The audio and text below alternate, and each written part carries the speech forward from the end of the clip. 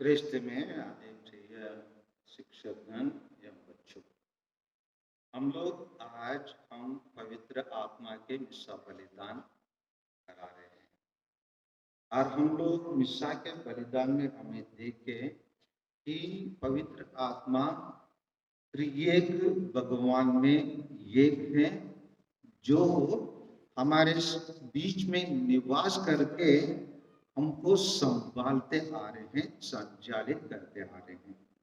और ये पवित्र आत्मा हम लोग देखे ऐसे का ग्रंथ अध्याय 11 संख्या 1 से 2 के में हम देखे हैं। पवित्र आत्मा हमें कितना वरदान प्रदान करते हैं? 7 वरदान प्रदान करते हैं। ये 7 वरदान के द्वारा हम लोग को ज्ञान, बुद्धि, धैर्य, निर्दय, है ना, समझदारी, इन सभी चीजों हमें पवित्र आत्मा प्रदान करती है ताकि हम अपने विश्वास में आगे बढ़ सकते हैं।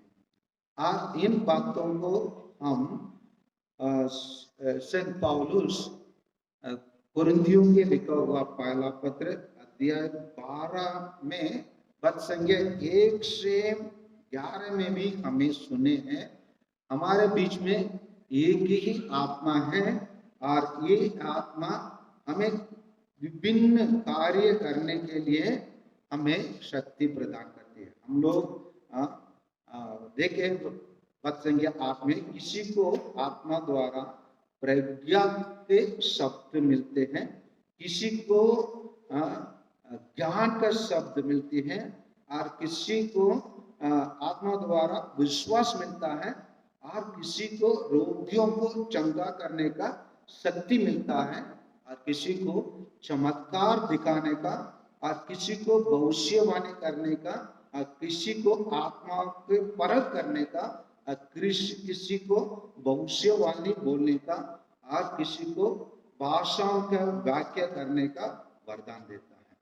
ये हमेशा पवित्र आत्मा जैसे बहते हुए नदी के समान, जैसे नदी में 2 तट रहता है, उसमें हमेशा पानी बहते रहता है, उसी प्रकार तट हमारा शरीर है और हमारे शरीर के अंदर पवित्र आत्मा निवास करके इन सभी वरदानों को निरंतर देते रहता है। और ये पवित्र आत्मा की शक्ति हमें क्या कर देता है? जैसे हम आज मिसा बलिदान कर रहे हैं, पवित्र आत्मा सबसे पहले हमें सही तरीका से ईश्वर को देखने की रास्ता बनाता है और हमारा दृष्टि को सही कर देता है।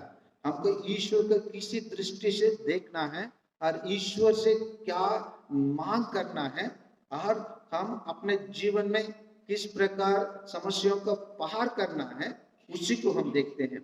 और इसी चीज को आज के सुसमाचार में प्रभु यीशु संत योहन के लिखा हुआ सुसमाचार अध्याय 14 और पद संख्या 16 में देखते हैं, है ना।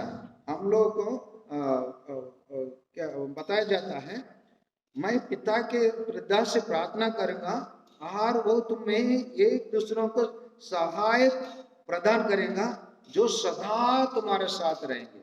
ये सहाय करने वाला कौन है? पवित्र आत्मा। Very good. ये सहाय करने वाला पवित्र आत्मा, ये सदा हमारे साथ रहता है। लेकिन हम पवित्र आत्मा हमारे साथ हमेशा रहता है, रहने के बावजूद हम कमजोर हो जाते हैं क्योंकि हम अपने आप को पवित्र आत्मा का निवास स्थान पूर्ण रूप से नहीं बना पाते हैं। पूर्ण रूप से हम नहीं बनाने के कारण हमारा दिल और हमारा शरीर कमजोर होने के कारण हमारे जैसे हम लोग कभी कभी मोटर चालू करते हैं, 1 HP का मोटर चालू करते हैं। कभी कभी देखे होंगे वहां का मोटर से जुड़ा हुआ पाइप फट जाता है और उससे पानी फूट के निकलता है। क्यों? कारण क्या है? किसके कमी के कारण? मोटर के कमी के कारण या पाइप की कमी के कारण? पाइप की कमी के कारण, पाइप में कमजोर होने के कारण, पाइप में कहीं चेता रहने के कारण, नहीं तो पाइप ठीक से नहीं बांधने के कारण क्या हो जाता है, जो प्रेशर से पानी मोटर से आती है, वो पानी को वो पाइप क्या नहीं कर पाता है, पूर्ण रूप से ग्रहण नहीं कर पाता है, इसीलिए वो फट जाता है और इसीलिए प्रेशर के कारण पानी बहने लगता है। उसी प्रकार पवित्र आत्मा हम पर आते हैं और हमारा शरीर में कमी के कारण, पापों के कारण और कहीं कहीं चेतराने के कारण, चेतराने का मतलब पाप के निशान रहने के कारण, पाप के कारण क्या नहीं कर पाता है, जैसे प्रेशर से आने वाला पानी पाइप में नहीं घुस पाता है या पाइप उसका ग्रहण नहीं कर पाता है, उसी प्रकार हम पवित्र आत्मा क्या क्या करता है हम लोग सुने हैं हमारे जीवन में, और उसी को हम पूर्ण रूप से लाभ नहीं उठा पाते हैं और प्रयोग में नहीं ले पाते हैं, क्योंकि हमारा शरीर कमजोर रहता है, हमारा सोच कमजोर रहता है। हम पवित्र आत्मा को प्रदान करने के लिए जो तैयारी किए, वो तैयारी कमजोर रहने के कारण हम क्या हो जाते हैं, पवित्र आत्मा को पूर्ण रूप से प्रदान नहीं कर पाते हैं। हम देखते हैं प्रेरित चरित्र में, प्रेरित चरित्र में हमारे प्रभु मसीह के प्रेरित लोग बंद कमरे में थे। कब तक उन लोग बंद कमरे में थे? जब तक उनको कौन नहीं आए, कौन नहीं आने तक उन लोग बंद कमरे में पड़े रहे। हाँ, पवित्र, वेरी गुड, पवित्र आत्मा आने तक उन लोग बंद कमरे में पड़े रहे।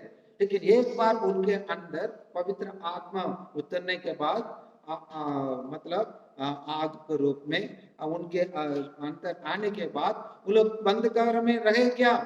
नहीं, वो लोग बंद कमरे में निकले और जो प्रभु मसीह को मार डाले उनके सामने डालकर, उनके सामने हिम्मत के साथ, धैर्य के साथ, धीरज के साथ उन लोग बोल सके, आप लोग प्रभु मसीह को मार डाले। ये सब बोलने के लिए उनको धैर्य कहाँ से मिला, बहादुर कहाँ से मिला, शक्ति कहाँ से मिला? कहाँ से मिला? किससे मिला? पवित्र आत्मा से मिला। हमारे जीवन में भी जब हम पवित्र आत्मा को ग्रहण करते, इसीलिए कलीसिया में पवित्र आत्मा को बपतिस्मा में समय पे भी ग्रहण करते हैं और हमें क्या क्या समय पे भी दृढ़ीकरण संस्कार के द्वारा भी हमें प्रदान करते हैं। अभिषेक जब हम पुरोहित बनते हैं या सिस्टर बनते हैं, उसी टाइम पर भी पवित्र आत्मा हम पर आते हैं और हमें शक्तिशाली बनाते हैं। इसीलिए पवित्र आत्मा हम पर आ जाते हैं तो वो हमें साक्षी देने के लिए शक्ति प्रदान करता है। क्या देने के लिए? साक्षी। हम साक्षी कैसे देंगे? अपने अच्छे जीवन के द्वारा। और पवित्र आत्मा हमें क्या करता है? हमें सुसमाचार का प्रचार करने के लिए शक्ति प्रदान करता है। क्या करने के लिए शक्ति देता है? सुसमाचार को प्रचार करने के लिए। आज पवित्र आत्मा हमें अभिषेक कर देता है।